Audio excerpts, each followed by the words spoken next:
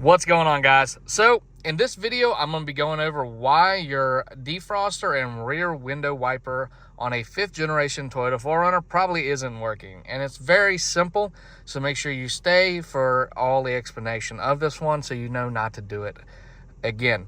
Also, before we get started, make sure you hit that subscribe button. It really helps the channel out. This is my new channel, so I'd much appreciate the support. All right.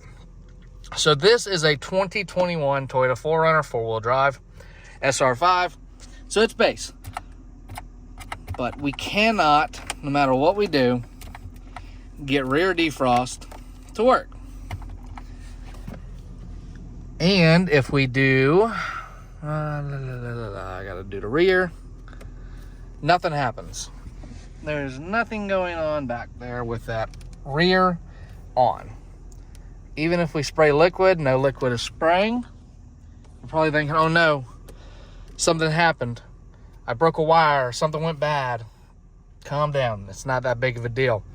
The 3rd generations did have a problem with a little black box going bad in the rear hatch and causing issues. It was rare, but it did happen. And the 4th generation had some kind of electrical problem as well.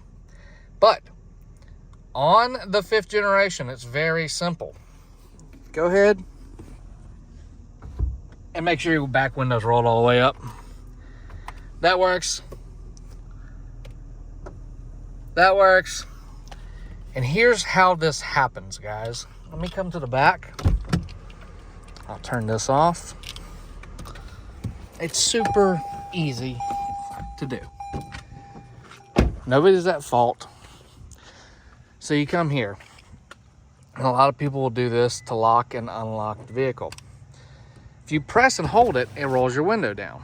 Well, every time you press it, whether or not you're pressing and holding or just using the unlock, it eventually does work the window down. So therefore, you got to come in, start the vehicle, and make sure it's all the way up. It's a super easy issue to fix, and it's a super easy thing to do.